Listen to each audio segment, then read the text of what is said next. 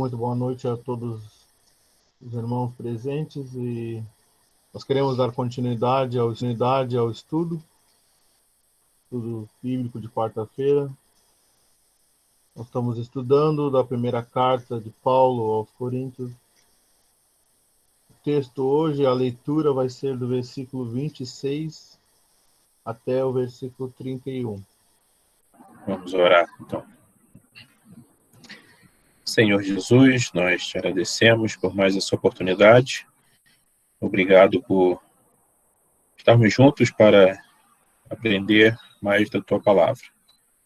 Pedimos que nos instrua, pedimos que encha nossos corações do desejo de te servir com aquilo que aprendemos e que possamos ter um estudo produtivo, que possamos, ao terminar, ter nossos corações alegres e mais completos do que agora, quando iniciamos. Nós pedimos, assim, as tuas bênçãos e agradecemos desde já. Amém. Vamos ler, então. Primeira carta aos Coríntios, capítulo 1, versículo 26. Porque bem vedes, irmãos, a vossa vocação, e não são muitos os sábios segundo a carne, nem muitos os poderosos, nem muitos os nobres que são chamados. Mas Deus escolheu as coisas loucas deste mundo para confundir as sábias, e Deus escolheu as coisas fracas deste mundo para confundir as fortes, e Deus escolheu as coisas vis deste mundo e as desprezíveis e as que não são, para aniquilar as que são, para que nenhuma carne se glorie perante ele. Mas vós sois dele, em Jesus Cristo, o qual para nós foi feito por Deus sabedoria e justiça e santificação e redenção. Para que, como está escrito, aquele que se gloria, glorie-se no Senhor. Boa noite a todos. É interessante que no versículo 23, o apóstolo Paulo diz aos Coríntios que Cristo é escândalo para os judeus e loucura para os gregos. E agora no versículo 26, ele chama a atenção para o fato de não serem muitos os sábios e poderosos segundo a carne que são chamados. E por quê? Porque aos olhos destes seria improvável que aquele que padeceu na cruz em nosso lugar fosse o meio pelo qual Deus haveria de se reconciliar com o mundo.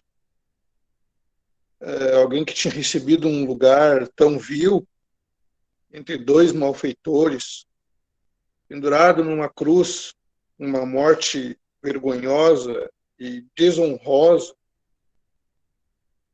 talvez fosse demais para os sábios e entendidos daquela época, e ainda é, na verdade, pois assim Deus havia, penso, determinado fazer, então. E por isso ele diz, escolheu as coisas fracas e vis e desprezíveis deste mundo. Talvez tudo que o Senhor representasse aos olhos de uma mente intelectual, alguém que se julga sábio, para os eruditos, né? Para a sabedoria humana, e principalmente uma religião que se havia afastado de Deus. Isso não poderia ser o centro dos desígnios de Deus aos olhos dessas pessoas. Mas não é isso que a palavra nos mostra, né? Nos mostra justamente o contrário. Por isso ele diz, né? Para aniquilar as que são. Aniquilar, lançar por terra, eliminar por completo qualquer entendimento de sabedoria humana que possa conjecturar qualquer coisa com relação a esse assunto. Aqui não há lugar para religião, não há lugar para tradição, para sabedoria ou para intelecto. Aqui só há lugar para fé. E o apóstolo confirma isto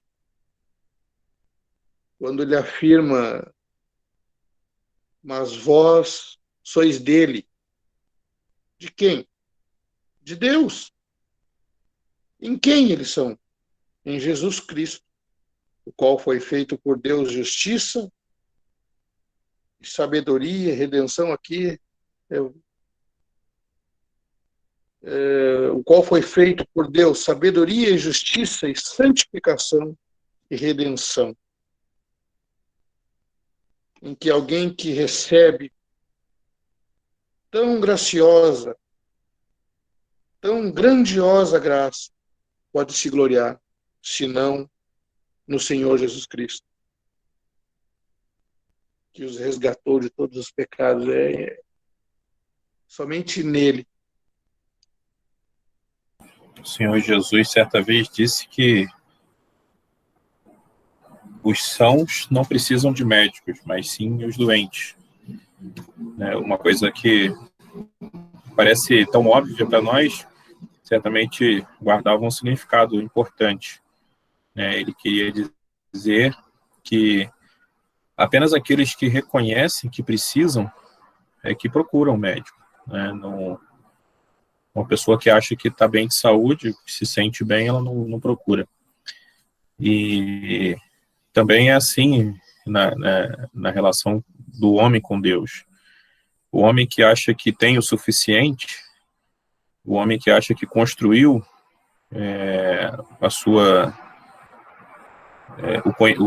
o conhecimento que ele precisa para a sua vida, baseado em sua própria sabedoria, ele não busca Deus, ele não quer compreender, ele não quer ser convencido de uma outra explicação. E assim tem sido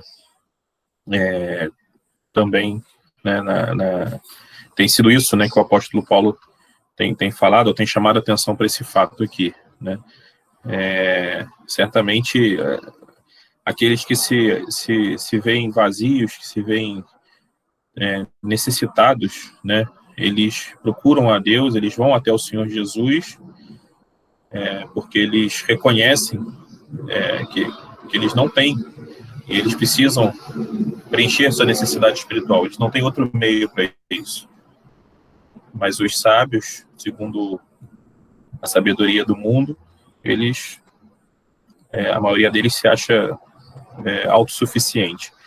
Até é possível ver ao longo da história alguns homens sábios que chegaram ao Senhor Jesus, conheceram o Senhor Jesus, depois de construírem uma longa carreira com a sabedoria humana.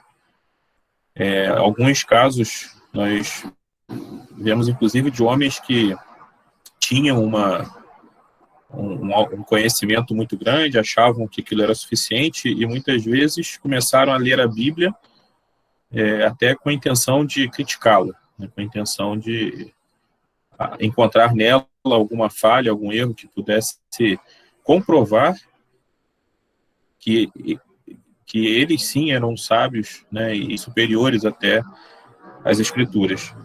E alguns que fizeram isso acabaram, através da leitura da Bíblia, percebendo que o que eles tinham não era nada. A sabedoria humana que eles haviam conquistado ou construído não era nada, e se deixaram, então, encher pela palavra de Deus, foram até o Senhor Jesus e creram.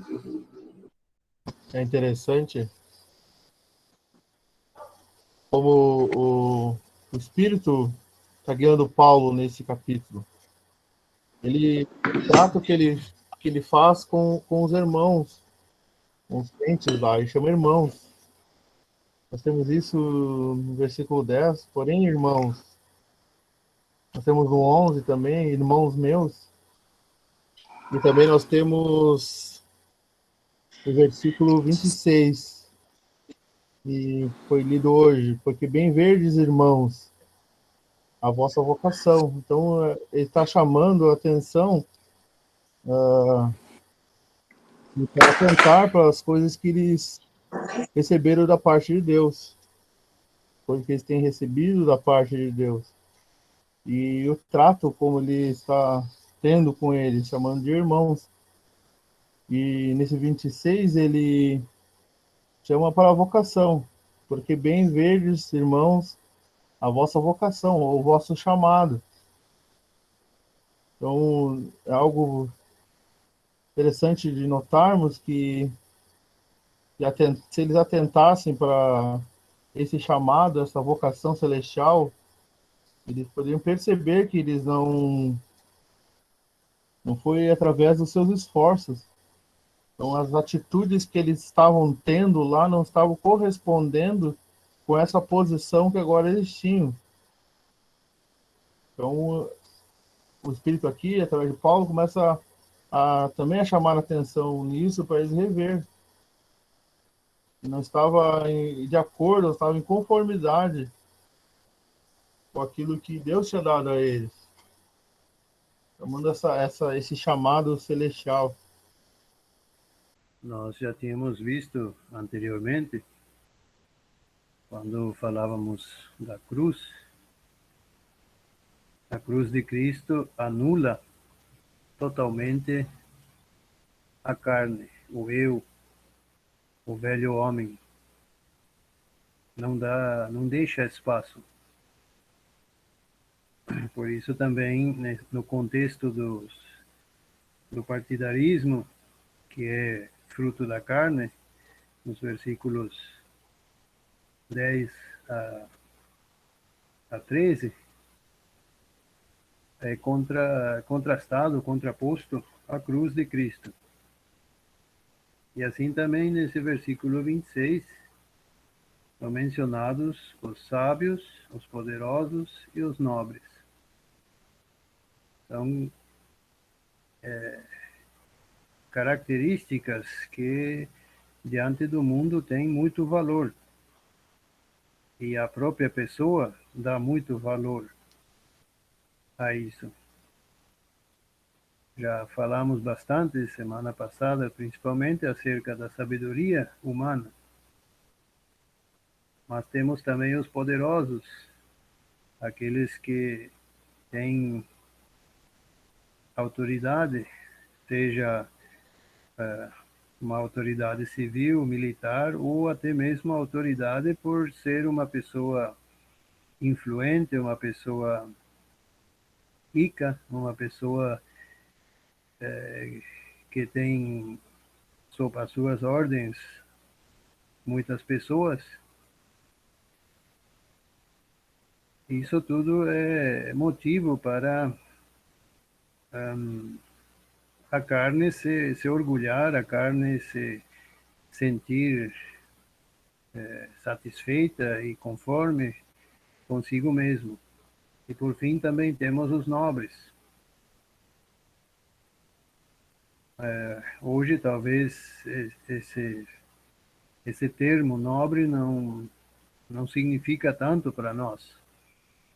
Porém, se nós conhecemos um pouco da história, digamos aí do século 18, 19, até mesmo talvez início do 20, a nobreza, os diferentes títulos que havia e que eram conferidos a alguns, outros tinham isso por nascimento. Então, todas essas pessoas tinham um grande orgulho e ostentavam com prazer esses títulos da nobreza. Porém, tudo isso é sem valor diante de Deus. E a tudo isso é contrastada a cruz de Cristo, que vem no versículo 27, mais uma vez de forma implícita. E o irmão Michael já mencionou que os sãos não precisam de médico. E o Senhor falou isso justamente as pessoas eminentes daquela época, e escribas, fariseus e outros mais, eles tinham também um grande orgulho da sua posição social. E o Senhor teve que falar essas palavras e outras mais. E hoje é da mesma forma. Tudo aquilo sobre o qual a carne se apoia, ou no qual dá muito valor, tudo aquilo que é de grande aparência diante do mundo, tudo isso é totalmente desprezível diante de Deus, diante do Senhor, e tudo isso de nada serve. E aqui também vemos a vocação, como já foi falado. Deus nos chamou para algo muito superior a qualquer coisa que em este mundo é considerado como grande, como elevado. Isso veremos ainda mais para baixo, especialmente no versículo 30. Isso é de valor, e não aquilo que o mundo considera de valor. O que vemos nesse versículo 27 é um princípio que Deus tem utilizado, né, por toda a Escritura. O homem, ele tem uma tendência a ser arrogante, né, de se achar superior, enfim, como já foi dito, né, ressaltar suas próprias qualidades, suas próprias características, né? E nós vemos ao longo das Escrituras diversos eventos, né, em que Deus falou ao homem de maneira ou por um meio, né, que não se podia imaginar, né? Que o homem, na sua própria natureza, na sua própria sabedoria, não poderia imaginar que Deus fosse falar. Citando apenas alguns casos, né? Noé, quando foi construir a arca, as pessoas olhavam aquilo e diziam: mas o que esse homem está fazendo, né? Por que ele vai construir perder esse tempo todo, toda essa energia construindo uma arca? Nunca choveu? Por que esse homem está fazendo isso? No entanto, Deus havia mandado ele fazer, e foi através daquela arca que somente ele e sua família puderam se salvar. Vemos também aquele caso ali da jumenta, a própria jumenta falando com Balaão, né? Deus usando um animal, algo certamente inédito, né? Quase inédito, né? Teve um outro caso que o animal também falou. Mas, enfim, Deus usando ali uma jumenta para dar uma lição num homem que era considerado um sábio na sua época. Também vemos o caso de Davi, né, quando foi escolhido para ser rei. O próprio Samuel, um servo fiel a Deus, quando viu o irmão mais velho de Davi, mais forte, mais bem preparado para a guerra, logo pensou: bom, é esse que eu vou ungir como rei. No entanto, Deus disse a Samuel: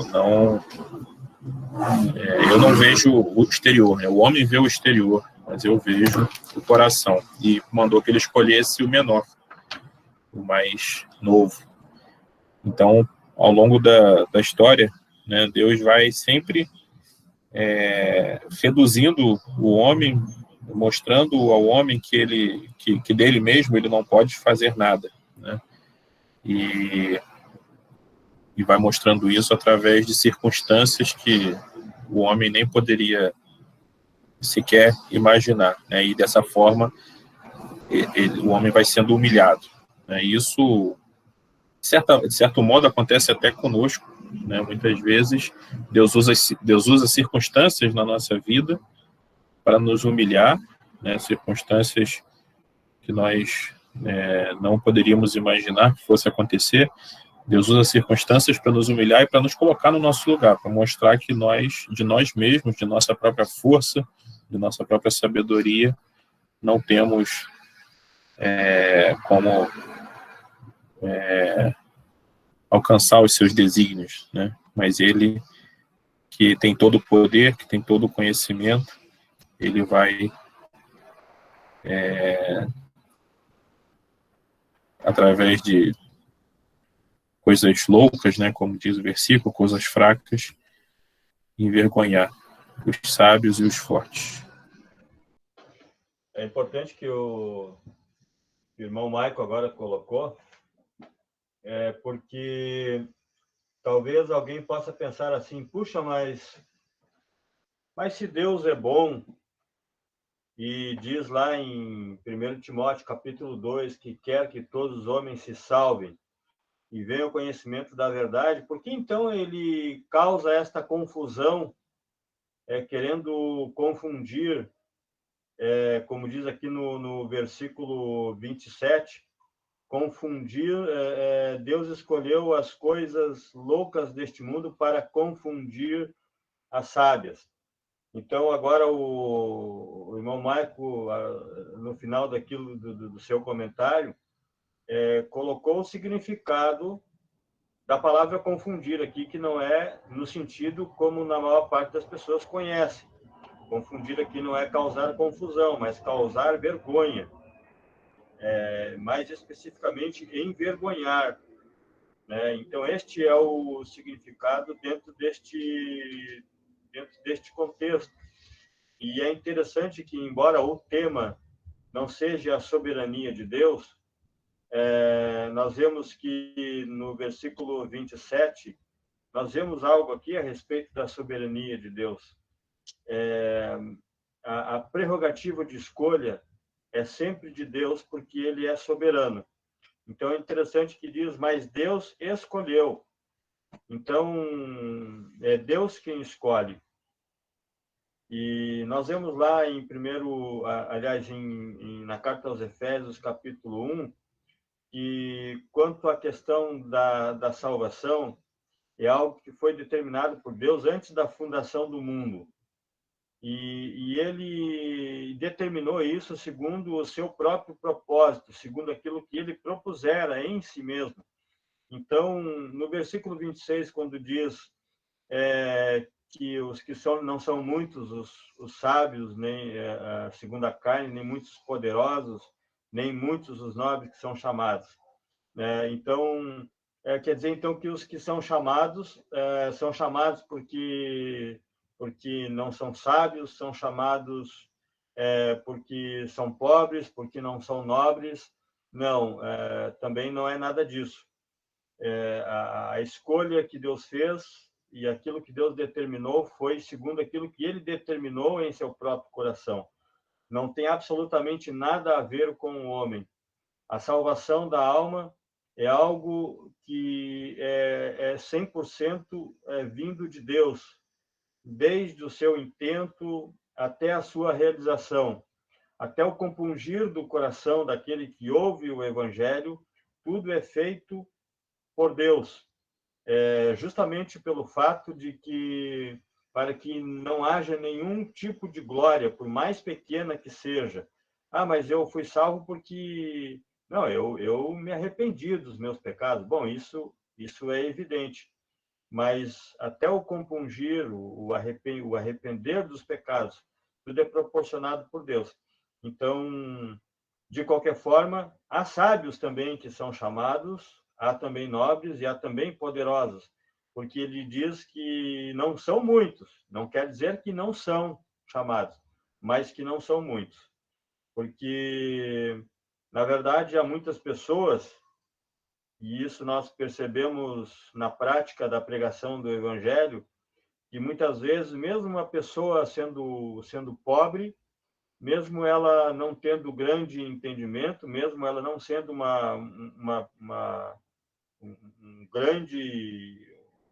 erudito, vamos dizer assim, assim mesmo o homem, na sua soberba, ele não ouve o evangelho, ele não se dobra, e no fim as suas atitudes podem ser também tão semelhantes quanto a esses que são visivelmente, manifestam-se visivelmente como pessoas sábias, pobres e ricas.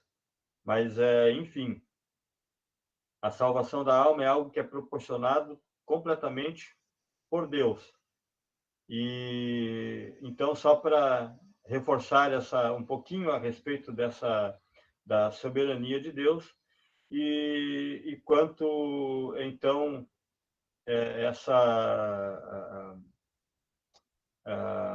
essa questão da palavra confundir, e não é no sentido como na maior parte das vezes se pensa. Então, confundir aqui, de fato, é envergonhar. E aí, então, nós percebemos que faz todo sentido dentro desse contexto. É interessante notarmos também que essa escolha, essa deliberação de Deus, ela tem os seus motivos. Na história da humanidade, Deus já, nas diversas dispensações, sempre testou o homem, provou o homem se mostrou reprovado. A carne se mostrou reprovada, e ele quer agora evitar de que qualquer ideia, de qualquer conceito de que ele esteja construindo em cima da carne, a partir do material da carne,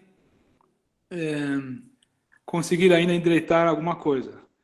Ele quer refutar essa ideia, e por isso ele chega até o ponto de dizer, no versículo 29, a fim de que nenhuma carne se glorie na presença de Deus. Isso é um lado negativo, e o lado positivo é aquele que se gloria, glorie-se no Senhor. Ele quer tirar toda a glória da carne e focar a glória na sua pessoa. E nesse sentido é interessante essa palavra envergonhar as coisas, os sábios, porque envergonhar é justamente o contrário de gloriar. O sábio, a carne, tende-se a gloriar. Mas Deus de tal forma está radicalmente resoluto para não dar espaço para a carne, que não somente ele não quer que ele não se glorie, mas como também ele quer que ela se envergonhe. Ele quer que o foco seja totalmente tirado da carne. E lembrando que a nova criação, essas coisas divinas, elas estão focadas no âmbito espiritual, que não tem nada a ver com o âmbito natural ou então o âmbito da carne. Então, é bom a gente fazer esse discernimento aqui, que Deus, ele não quer, de maneira alguma, que a ênfase seja nessa substância que se provou, evidenciou como sendo um fracasso. Ele faz algo totalmente novo, algo baseado nos seus planos, no seu parecer, e para isso ele evidenciou o Senhor Jesus Cristo. Então, se alguém quiser se gloriar, pode gloriar-se, mas glorie-se no lugar certo, no Senhor. O versículo 27, então, diz: Deus escolheu as coisas loucas deste mundo para confundir ou envergonhar as sábias.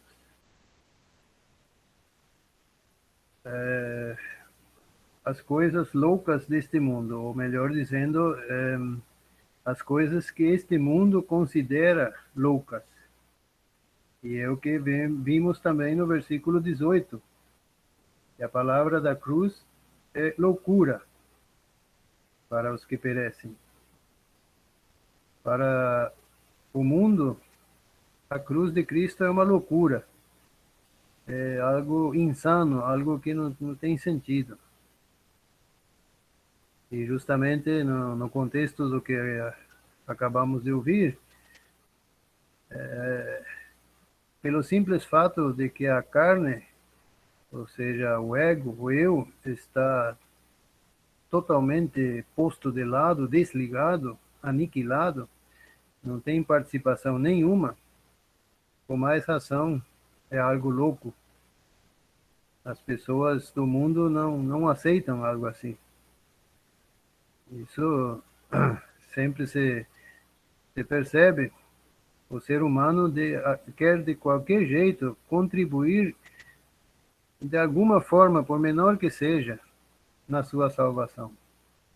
E tudo isso é anulado, aniquilado pela loucura da cruz. E também temos as coisas fracas deste mundo, para confundir, envergonhar as fortes. Para o mundo,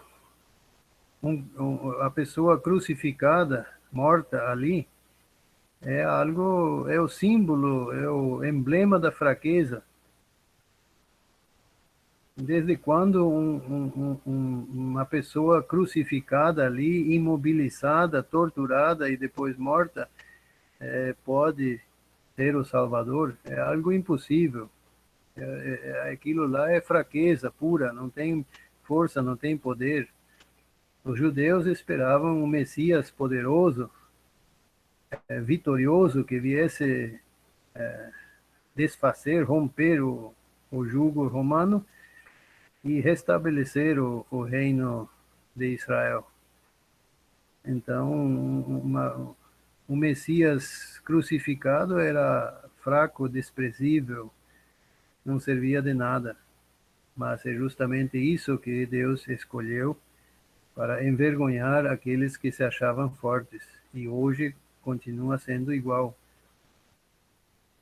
E o versículo 28 complementa de outro ângulo, mas é na mesma linha de pensamentos.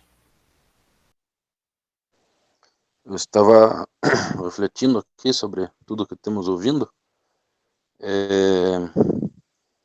e estava pensando nas questões desprezíveis, e corremos o risco, como foi colocado antes, que a loucura é a loucura na visão do mundo, nesse sentido.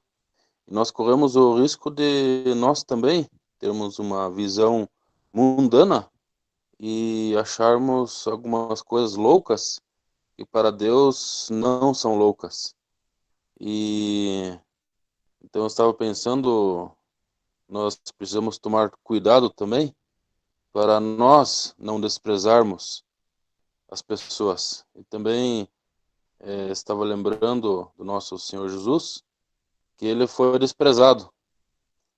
E então eu estava refletindo, gostaria de compartilhar isso, de nós cuidarmos para não estar desprezando nenhuma pessoa, nenhum irmão. Acompanhando o raciocínio do Lothar, né? Lembrando que o Senhor Jesus Cristo foi a pedra que os edificadores rejeitaram. Diz no versículo 30, mas vós sois dele em Jesus Cristo. Penso que ali ele está chamando para que eles olhem um pouco mais atrás, aonde eles conheceram a Cristo, reconhecendo que somente pela fé eles puderam encontrar a pessoa do Senhor Jesus Cristo e, consequentemente, a salvação. Não foi da sabedoria grega, muito menos na religião judaica. Talvez podemos utilizar esses últimos 10 minutos aí, nesses últimos versículos, para dar uma conclusão a esse tema. Até o versículo 28, Paulo havia exposto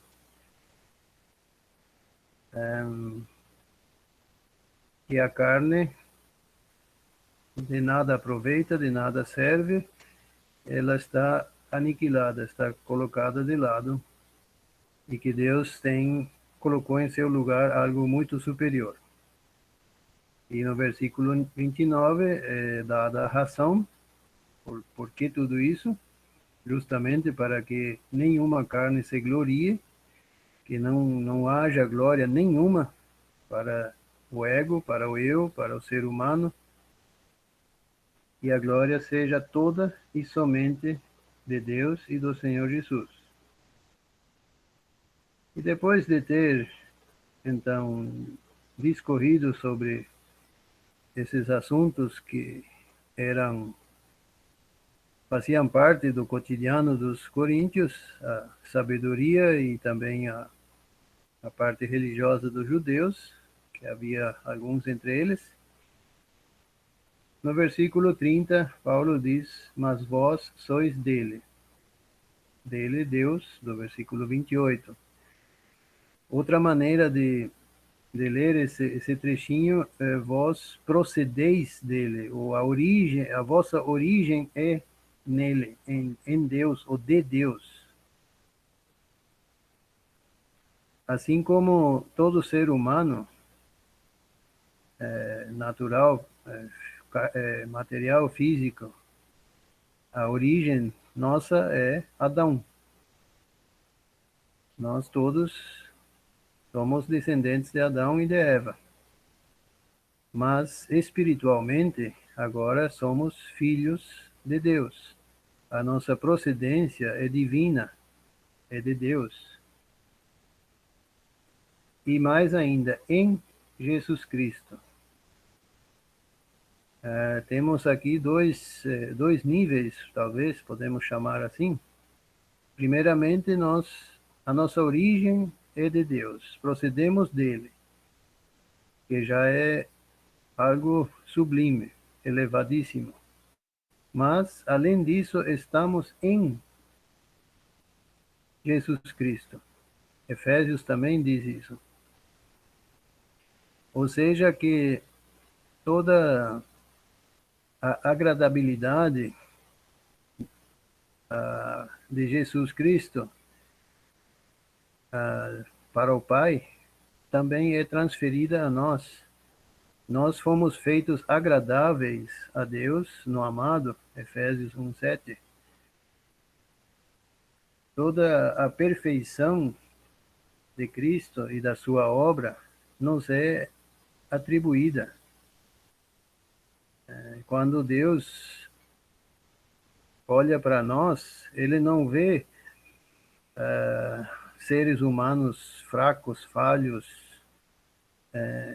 que tantas vezes fracassam.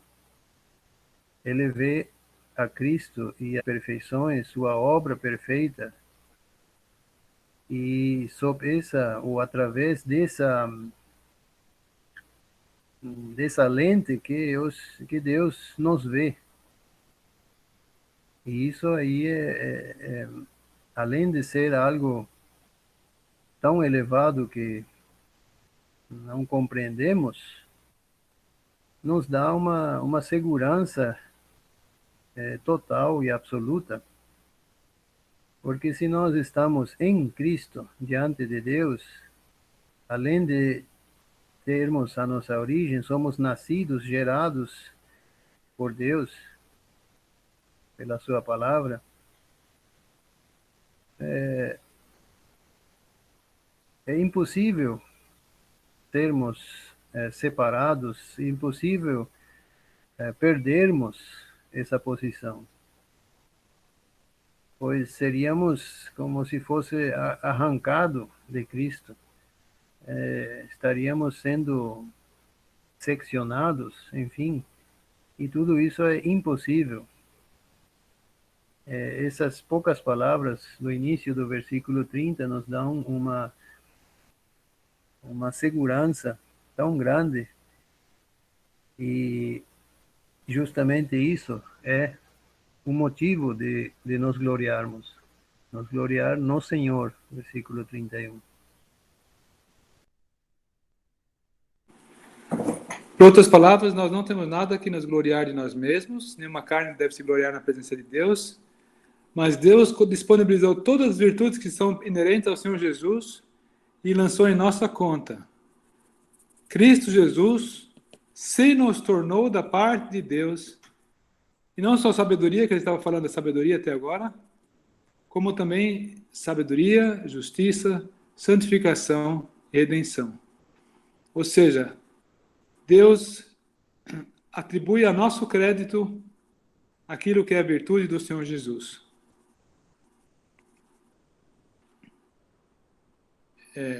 Praticamente eu gostaria de falar a mesma coisa que o irmão Samuel falou, com outras palavras, apenas para a gente reiterar esse pensamento que é muito profundo. Interessante também que o versículo fala: Cristo Jesus se tornou da parte de Deus sabedoria, justiça, santificação e redenção. Mas não diz aquele que se glorie-se em Cristo Jesus. Mas glorie-se no Senhor. Cristo Jesus é em si mesmo algo do agrado de Deus e ele preenche os quesitos que são coerentes com os requisitos de Deus.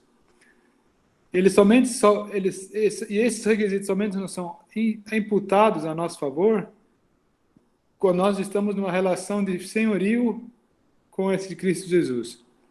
Quando Cristo Jesus se torna nosso Salvador, nós lemos em Romanos, saber se com a tua boca confessares a Jesus como Senhor, e em teu coração creres que Deus o restou dentre os mortos, será salvo.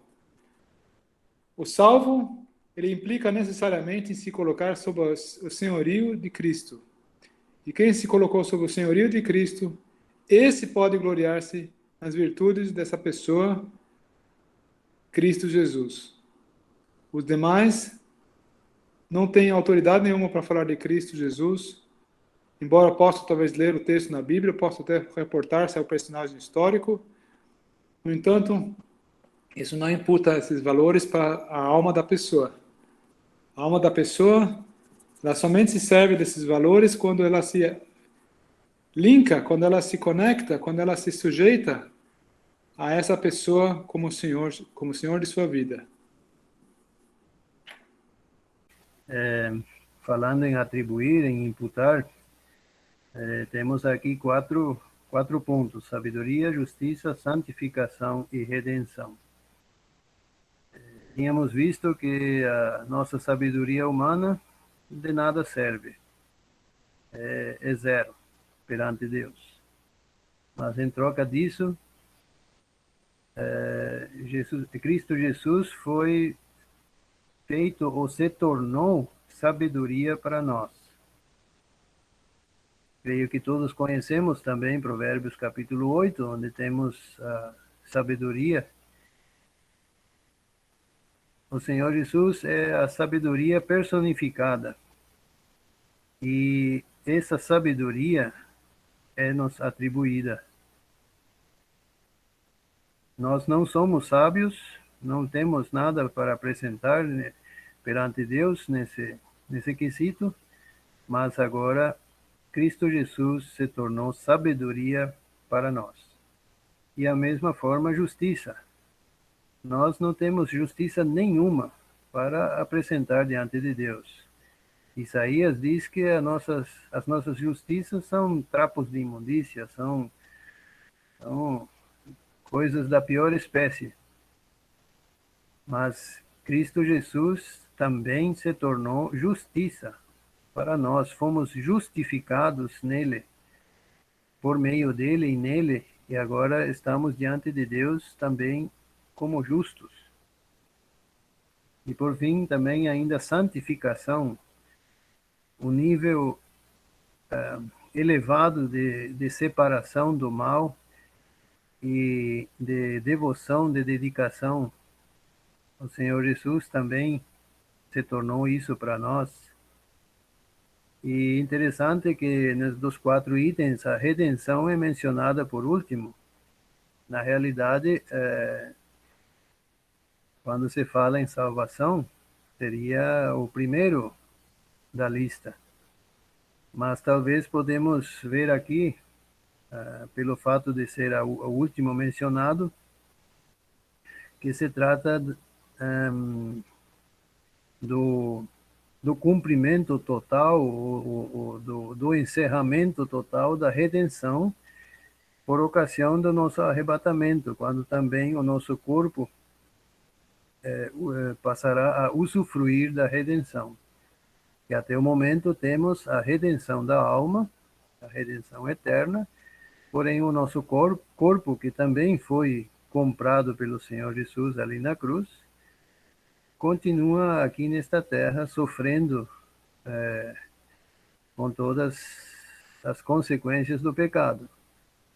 Mas chegará o momento que o nosso corpo também será redimido, encerrando-se assim de forma completa e perfeita a obra do Senhor em nós, com nós. E também isso é um mérito absolutamente do Senhor e nada nosso. Eu apenas queria ler um versículo no Antigo Testamento. Esse versículo 31, ele é uma citação das Escrituras, ele é uma citação do Antigo Testamento, né, como está escrito.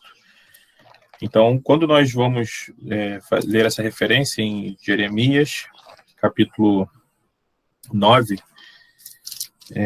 nós vemos uma semelhança, né, total e uma compatibilidade total com o que Paulo está ensinando. E, obviamente, que não poderia ser diferente, né? As Escrituras, elas são inspiradas por Deus, elas não se contradizem, elas ensinam a mesma coisa. Mas é interessante que quando esse versículo foi escrito lá atrás, essa palavra foi dada lá atrás, ela foi dada no tempo da lei ainda, né? E era o tempo em que o homem tinha uma obrigação, ele tinha a obrigação de cumprir a lei, né? A sua parte na aliança era cumprir a lei. E como o irmão Peter já disse hoje, em algum momento, né, em todas as épocas, em todas as dispensações, o homem falhou. Mas mesmo nessa época, né, olha o que diz o versículo 23, né, Jeremias capítulo 9, versículo 23 e 24. Assim diz o Senhor: não se glorie o sábio na sua sabedoria, nem o forte na sua força, nem o rico nas suas riquezas.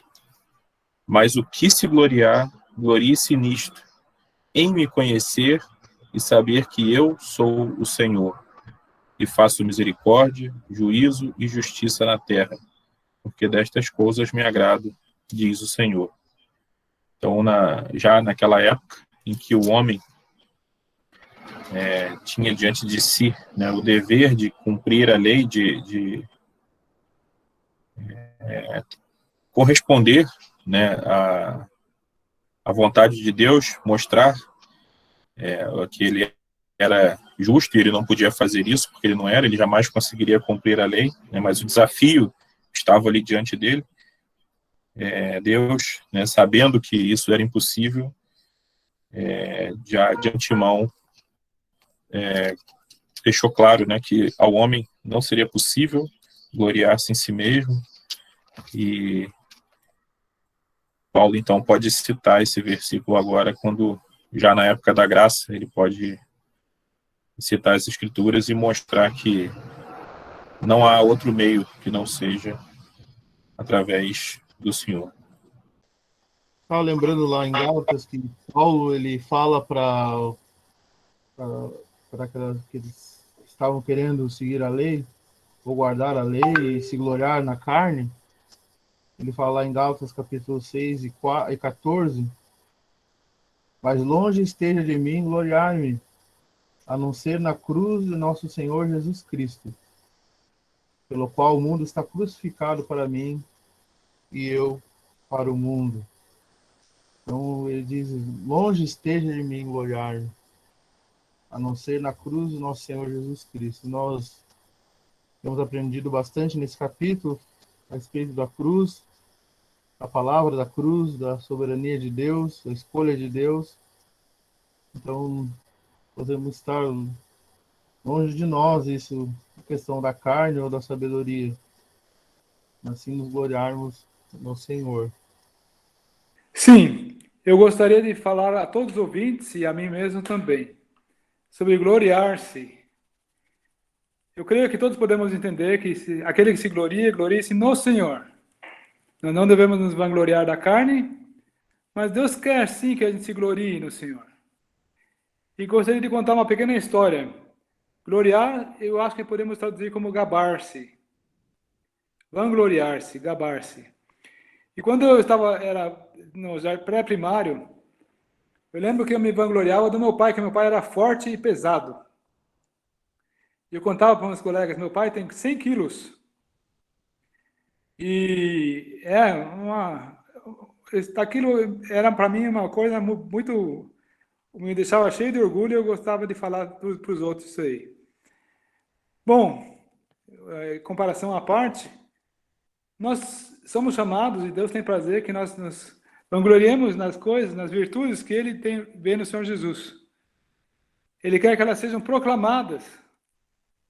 Temos no outro lugar no Novo Testamento que nós somos chamados sacerdócio real para proclamarmos as virtudes daquele que chamou das trevas para a sua maravilhosa luz. Então, essas belezas do Senhor Jesus Cristo, que nos são preciosas, que nos são imputadas como justiça, como sabedoria, como santificação e redenção, devem ser veiculadas por nossas bocas. Seja em forma de canto, seja em forma de conversa. Falemos das glórias do Senhor Jesus, proclamemos elas. As pessoas precisam ouvir. Quem sabe elas não tenham eles ainda.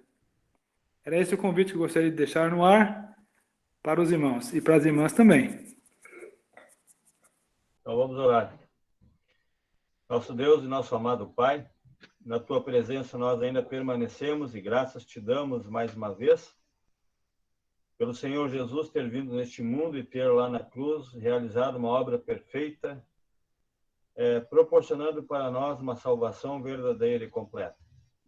Queremos agradecer-te por este momento que nós passamos juntos com os irmãos reunidos para o estudo da tua palavra, nesta plataforma virtual. Queremos agradecer-te por todos que puderam estar conosco. Pedimos a tua bênção sobre todos aqueles que não puderam, que gostariam de estar, mas que não puderam.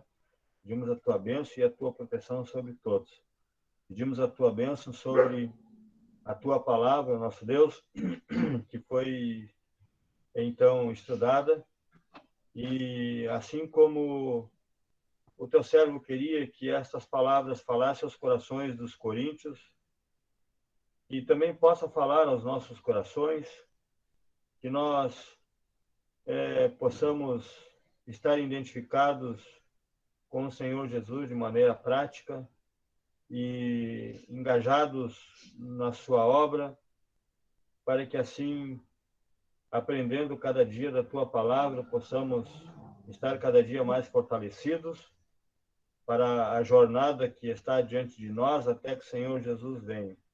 Pedimos mais uma vez a tua resposta sobre as orações do teu povo que tem sido levado perante ti,